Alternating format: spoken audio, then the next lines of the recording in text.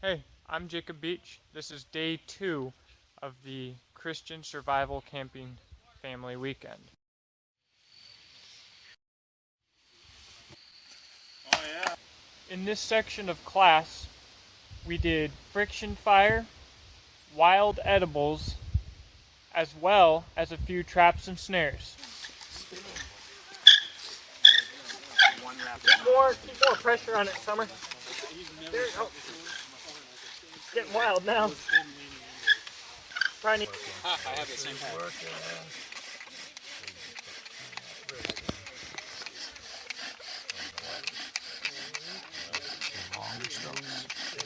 Better than me.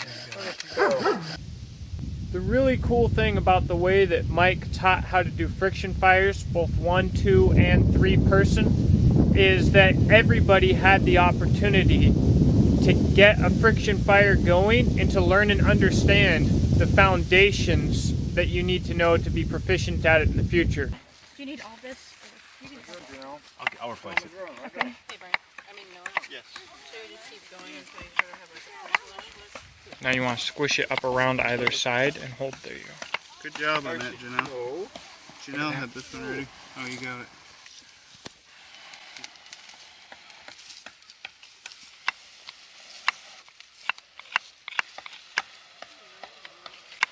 Nicely done. Good job, man. Oh, Does that not feel good? Yeah. the accomplishment. The wild edibles class was definitely interesting. I really wish that this could have been a longer class and we could have got into obtaining and preparing small game and meat, but that just was not a possibility in the scope or realm of a 2-day class. One species of sedge. It has that triangular stalk down at the bottom, and when you rub this seed head, you'll get the seeds on the inside. So why don't you do that? Rub your hands together like this. Did you drop one? You have to pick it up. It's inside that little green little blister. There you go. And then as you rub it, just keep it in the palm of your hand. So one hand is down. Okay, now rub and break it up, but keep it in the palm of your hand. Okay, rub round and round. Round and round. So that's your triangle you're talking about? No, that's not quite. It's the stalk that's triangular. Not far enough?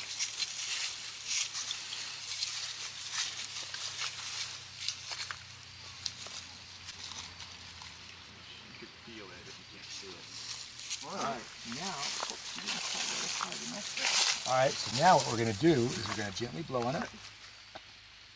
Get rid of the, and then that's all edible seeds right there. So just pop that in your mouth and chew. Triangular shape at the end. Just go real fast. Whoa, look at that. Oh, you know what that is. It's sedge. I found some sedge.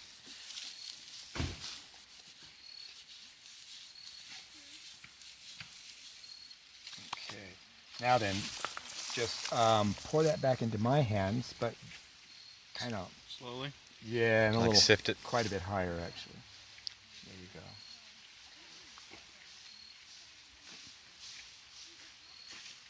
There you go. Now rub your hands until it all drops out. There we go. Good. Now we're going to do that again, and I'm going to hold my hand up higher, and you kind of blow gently. Okay. Blow gently between our hands. We're simulating wind since it is mostly gone.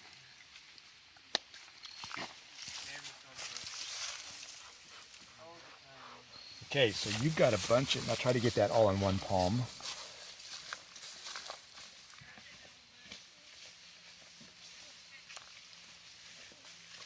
Okay, so you still have a bunch of chaff, but you've got a ton of seeds in there right now. The sedge seeds. Okay. Now then, all in your mouth. And just chew it up. And you got a fair amount of chaff in there, but it's not a nuisance. Whenever you get a plant, you want to know, does it have a tuber down in there? So we've got these very spindly and super fibrous. Because normally if you could take a root and bend it and it snaps, that's a good sign if it's an edible one. And then when it's fibrous like this, it means it's just so late in the year, it's like yucky. Okay, so there's a lot of medicinal purposes for the plantain seeds, but you could also just eat them. I don't know all of the, I don't recall and remember medicinal uses. If I need it, I'll look it up in a book and then I can remember. Okay, so, but you could also eat the seeds. They're very oily, so there's a good nutritional value there. And then the leaves are super fibrous. You can see those little fibers right there. You can almost pull those. Sometimes it'll let you just pull the fiber out and it'll just come all the way from the end. You see how the veins come all the way out like that? There's a fiber in there, and when you pull on it, it's just a little bit too late in the year for that to happen. You can often just pull it, and sometimes it'll just scrunch up the whole leaf as you're pulling. It's kind of like an accordion. Okay, so now those fibers aren't going to hurt you, but it's more roughage than most people would appreciate. Are you getting ready to go past? Is that what you're going to do? Because we could take that cookie. So we want to collect the plantain. This is broadleaf plantain. There's a narrow leaf, but we don't have it right around here. Oh, wait a minute. We got a third plant that we can eat. I just see it now. Clover. So we've got knotweed right here with these pink tops. What is that? Knotweed. K-N-O-T? Yes. Or N-O-T? Yes, yes. K-N-O-T.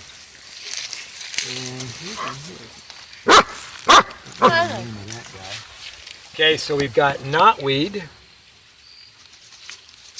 Okay, so you can, this woody stem is not going to be as good, so what you can do is just take it and pull it like this until it breaks. And then if it was tender enough to break by just barely pulling on it, so we can eat that part right there. Okay? And then plantain, I don't know how many dogs have been walking on this leaf in particular. You can eat plantain raw also, but it's not very tasty. And so I prefer this to be boiled twice. But since I got some knotweed in there, oh, thank you, Jesus. Ooh, that one. Was it bad? I take that back. I lied. No, it went from bad by memory to okay in reality. Wow. That's Since you said thank you. So we can eat this, huh? right. The miracle. Yeah, and the leaves that were below it.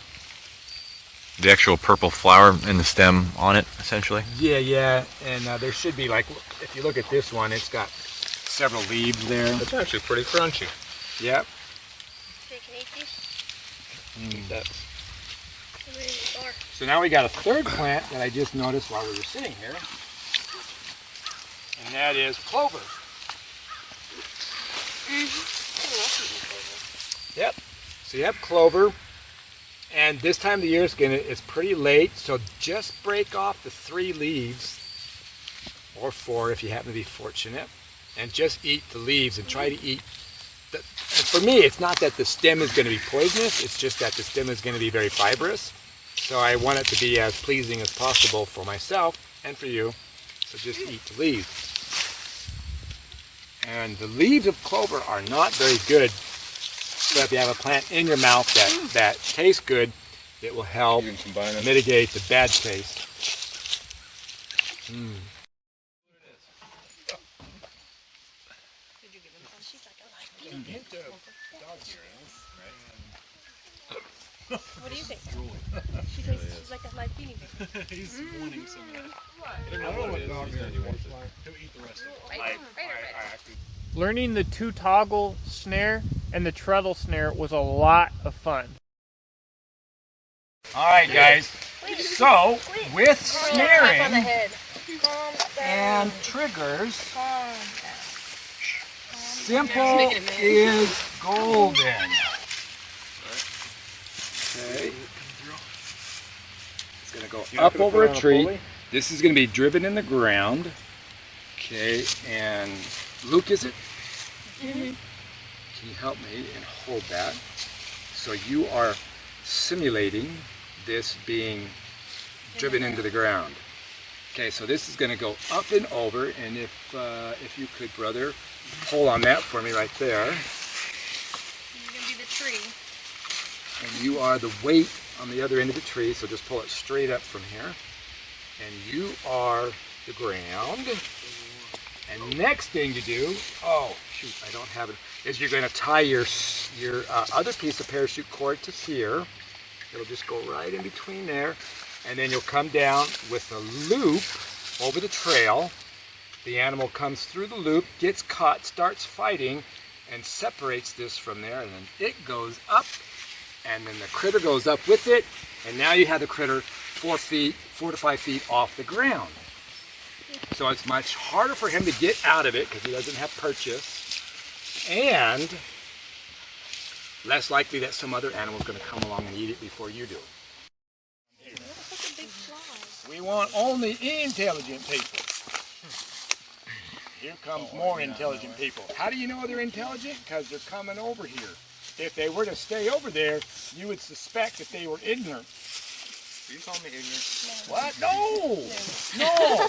This. You call me ignorant? Hey, quit beating my fist with your face. Vicious headbutt.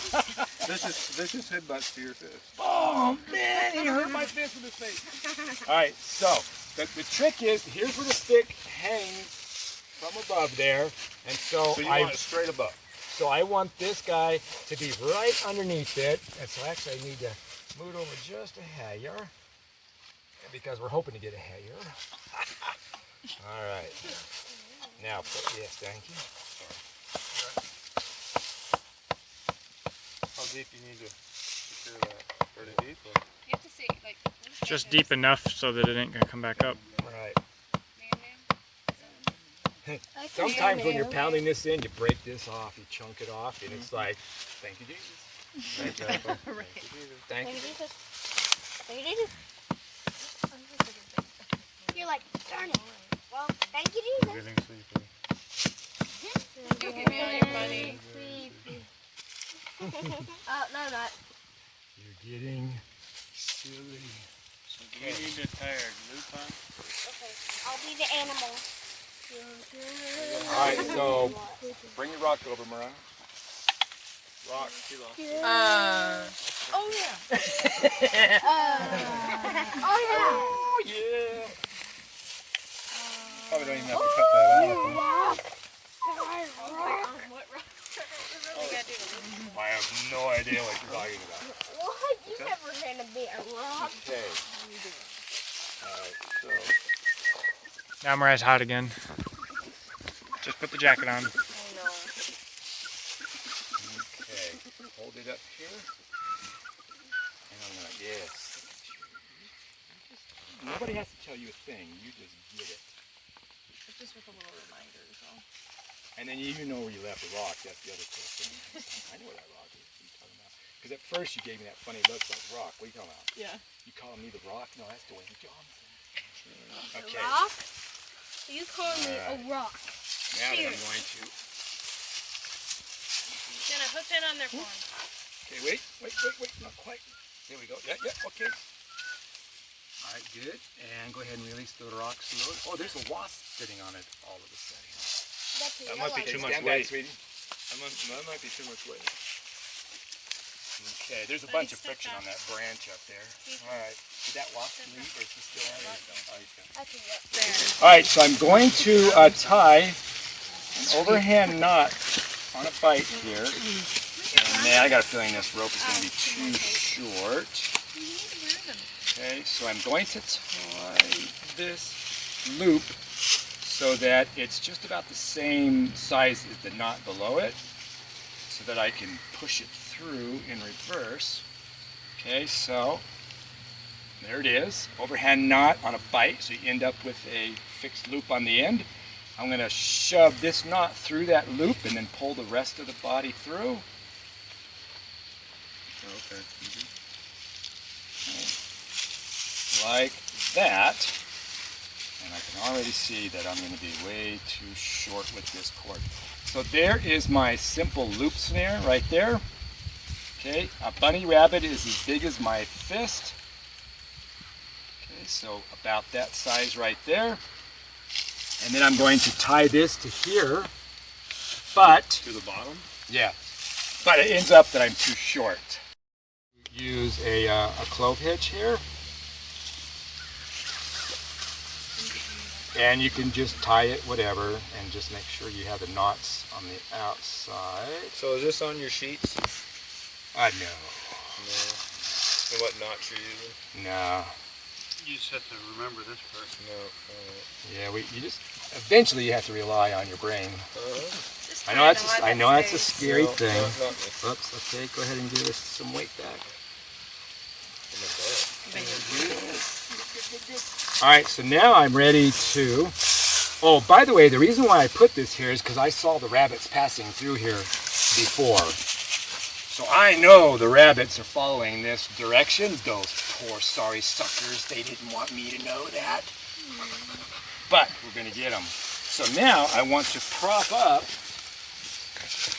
that snare loop there. I'm going to do that with these two sticks here. And I like to have Y sticks. Don't ask me why. Why? You'll see why.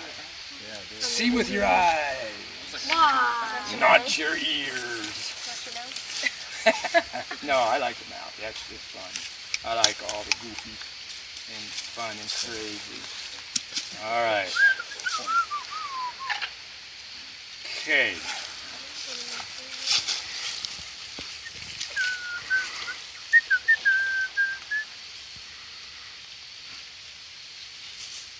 You'd never be able to do that at home right now. Just off your own, maybe.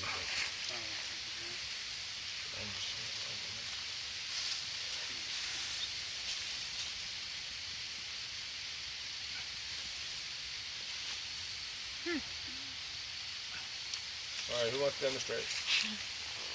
Do you funnel them towards that, or? Yes. I'll demonstrate. Okay, so that's the next thing is funneling. So how much bigger? Like that? Like Yeah, that's for seriously? bunny. That's 'Cause you for said Peter this, Cottontail. Yep. So there needs to be And so you're just a little bit off the ground. Could be actually slightly lower. And then this wide. And then I like to hook this loop here, come around and back over here. And now we want to funnel. And okay, so Peter Cottontail comes along. Poop, poop, pee, pee. I'm picturing a wild boar. Sparrow rabbit. It sounds like a wild boar. What? Sounds it. This is a very fat rabbit, by the way. Okay, and he's like, whoa, there's something on my neck. And you know what they do is they just go running forward. All right, there we go. And he's up there kicking, thrashing, saying, dang it, I hate it when the humans get me. And then he passes out, and then he stops living.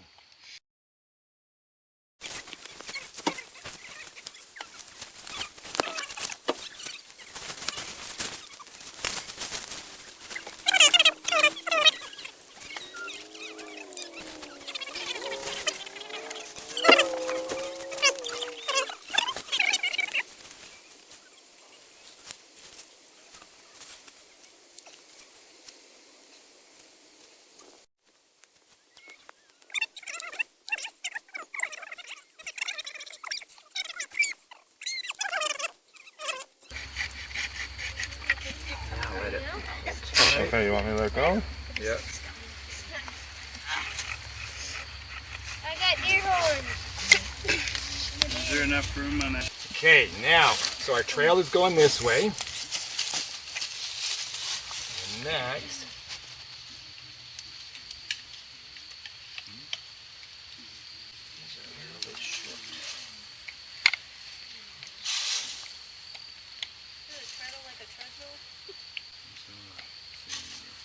treadle or treadmill? I know it's a tree, but There'll be a snare tied to the other end of it. Yeah, I don't have the snare onto here yet.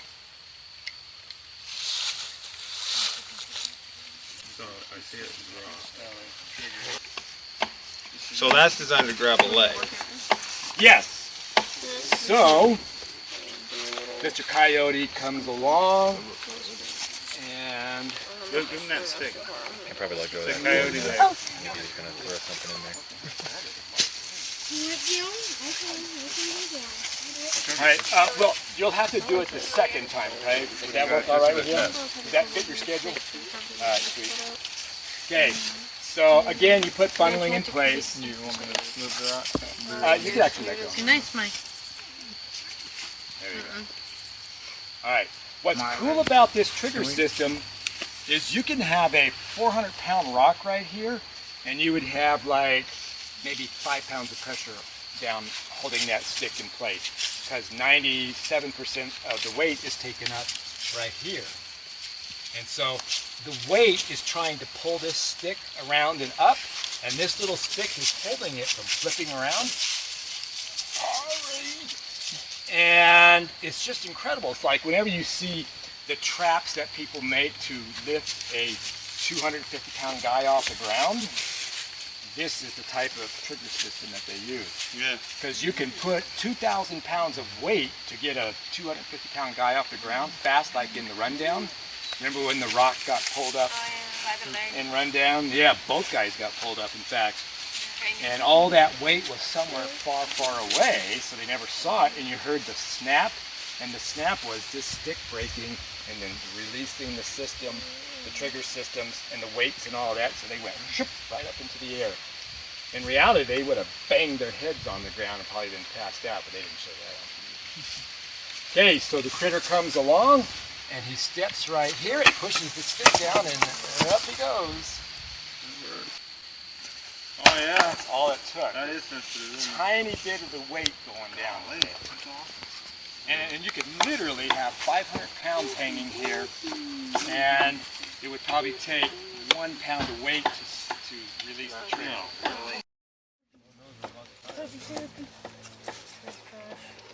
Little tail wagging. You got it, buddy?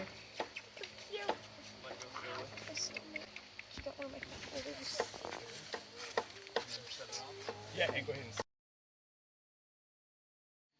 Hey guys, so did you learn what you wanted to learn, and what was your favorite thing that you learned out here? For me personally, my main goal, I think, was to kind of develop a good base of skills that I can go out and build on from here. Put into practice what I learned and kind of gain my own knowledge through personal experience, and I think I got a pretty good base with which I can do that. I would say my favorite experience here this weekend was probably making a fire with a bow drill. That was something I didn't necessarily expect to be able to do the first time around, so I was really pleased to be able to do that. I'd like to add on to what Zach said here. It's the exact same thing. I feel like I learned a lot. Learned a lot of basic fire starting techniques, snares, traps, edibles, all kinds of things. Just basic knowledge that I can build on as well to further my knowledge. Well, my favorite part was fire making, because I got to do the three-man and bow drill, and then I also got to do the wild edibles, and I like the snaring and traps. I actually learned a lot, and I love spending time with the little puppies. But my favorite part was probably learning about the wild edibles. Let's see, my favorite thing was probably getting a bow drill. That's pretty exciting, and I had way more fun than what I thought I would. Alright, hey, stop. I'll go first. No, I go first and we go down. Yes, no, I'll forget the name. I'll forget the name. Alright, so did you learn what you were hoping to learn when you came here at first? Yes, I learned how to make the 2-pin toggle in the treadle snare. I was able to better my knife skills because I was able to make a fire using my knife and a ferro rod. I would say yes because I wanted to be able to catch a Yeti, and I learned how to make a snare that can catch Dwayne Johnson. He's outside the Yeti, so I'd say yes. And I would say that I definitely learned what I wanted to learn. My favorite part was the fire making that we did on the first day. Finally being able to build a fire from scratch and then lighting it with a ferro rod. This is awesome. letting the furious beast free. Let the furious beast see if he can and make it. Thanks for watching. I hope that you check out Bushcraft to Survive. I'd like to thank him and his entire family and all of his friends for coming and making this possible. I'd like to thank Mike Lowe for taking the time to teach everybody. It was a blast, and I can't wait to do it again. As always, please subscribe. Let me know what you think in the comments section, and have a great day.